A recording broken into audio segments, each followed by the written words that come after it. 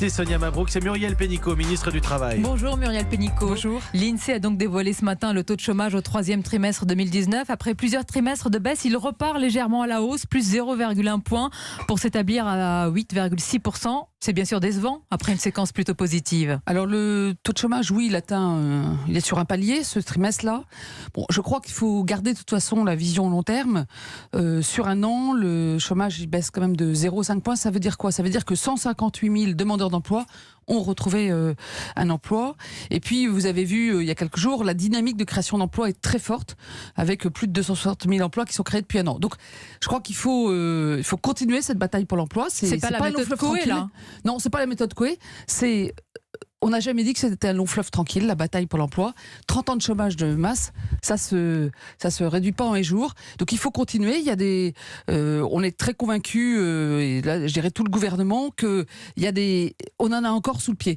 L'apprentissage, par exemple, pour les jeunes, le taux de chômage des jeunes baisse.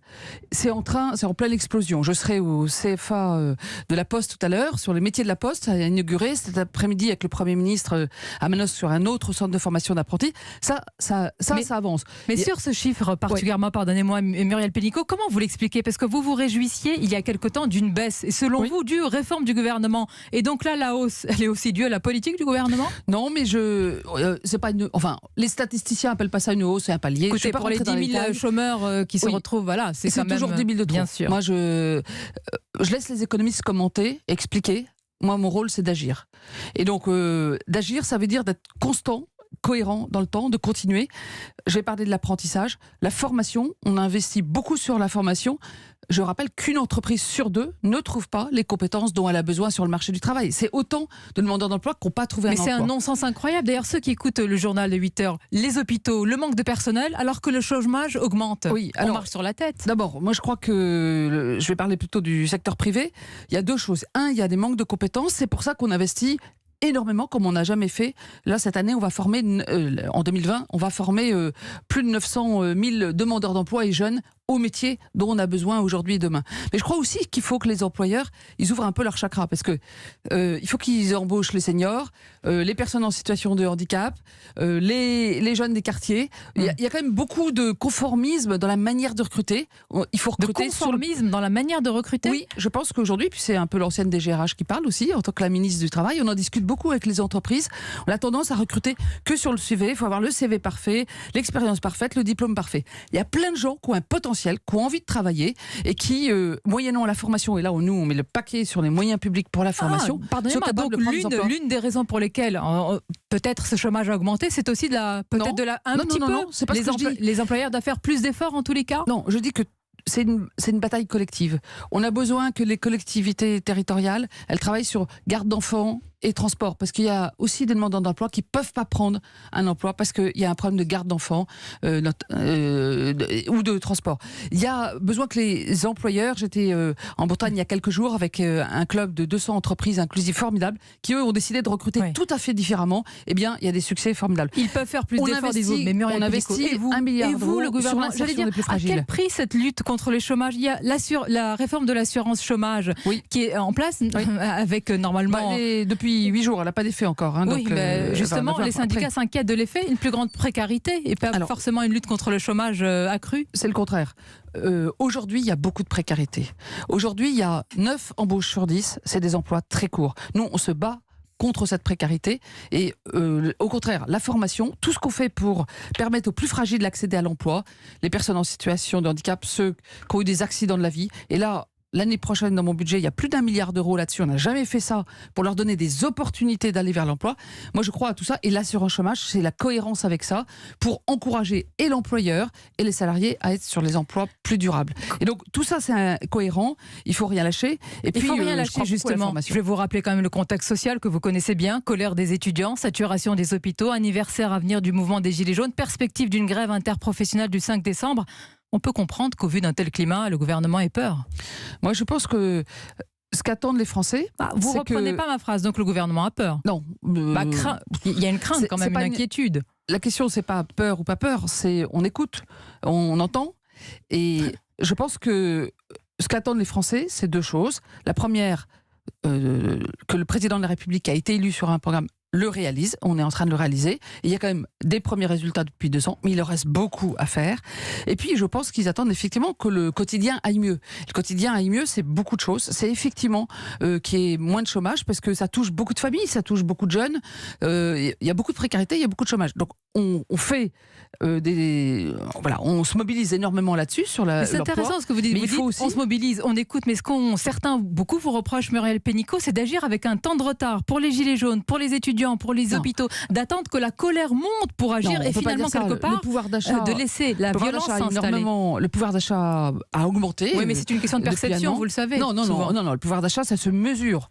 Et quand vous augmentez la prime d'activité, quand vous augmentez l'allocation adulte handicapé, quand vous augmentez le minimum vieillesse, etc., heureusement, ça se ressent dans le porte-monnaie, heureusement. Donc le pouvoir d'achat a augmenté, le chômage il baisse depuis 2 ans. Encore une fois, il faut continuer, c'est pas tout va fini. bien. Non, ça va pas bien. C'est une bataille pour le pays, c'est une bataille pour les Français, c'est une bataille pour l'emploi, c'est une bataille pour la jeunesse. On la gagne pas en un jour, elle n'est pas encore gagnée, mais on progresse, mais il faut, quand je dis rien lâcher, c'est aussi, il faut continuer à se mobiliser là-dessus. Un des gros sujets, c'est les compétences dans notre pays. Alors, on est à J-7 d'un événement important. Jeudi prochain, le 21 novembre, il y a 25 millions de Français, les salariés et les demandeurs d'emploi, qui vont avoir un droit nouveau. On est le premier pays au monde à faire ça. C'est très regardé par les autres pays. Ils iront avec leur numéro de sécurité sociale sur Mon Compte Formation. Alors, ils auront une application, je vais le préciser. Une application appelée Mon Compte Formation. Elle permettra à tous les salariés et demandeurs d'emploi de connaître leurs droits, déjà acquis à la formation, d'accéder à l'ensemble de l'offre de formation et de s'y inscrire en un clic. Je vais voir quand même le verre à moitié vide, Muriel Pénicaud. Certains syndicats disent c'est séduisant sur le papier, mais il y a des inquiétudes seulement. C'est-à-dire on va en un clic, c'est une démarche personnelle, c'est pas collective. Alors, d'abord, je voudrais dire que aujourd'hui, si vous êtes salarié ou demandeur d'emploi, il n'y a qu'un salarié sur 3 qui a accès à la formation continue. C'est une belle promesse, la formation continue, mais nous on y croit, on veut la rendre réelle et pas juste un droit formel. Et donc là, vous pourrez accéder à toutes les formations qui existent dans le pays. On a déjà 80 000 formations là qui sont prévues, et vous pourrez, si vous cherchez le CACES ou chauffeur routier à Orléans ou informaticien à Strasbourg, alors, vous pourrez trouver ça. Vous aurez avancé sur la collectivité qui garantit le droit, et on n'est pas seul. On a un conseiller en évolution professionnelle gratuit en ligne et ou vous physique, le détaillerez la semaine prochaine. Signe de votre grande inquiétude quant au climat social, Muriel Pénicaud, vous avez décidé de temporiser sur le travail de nuit dans le commerce alimentaire, alors que vous envisagiez initialement de le modifier dans un projet de loi. Pourquoi reculer? Alors on recule pas, mais on peut pas nous demander d'écouter et en même temps de pas écouter. C'est vous qui avez envisagé de le modifier dans un projet de loi. Je vous explique pourquoi. Le travail en soirée, c'est-à-dire dans les commerces de 21h à minuit, ça existe dans les zones touristiques internationales, et depuis 3 ans, il y a une loi qui définit les conditions, c'est-à-dire qu'il y a des contreparties fortes pour les salariés, volontariat, double salaire et d'autres conditions. Et donc, il y a une demande de certaines enseignes de commerce alimentaire, de consommateurs qui voudraient faire leur course tard le soir, et de certains salariés, parce qu'on gagne plus si on travaille tard le soir, d'avoir un cadre qui permet de le faire dans les autres zones.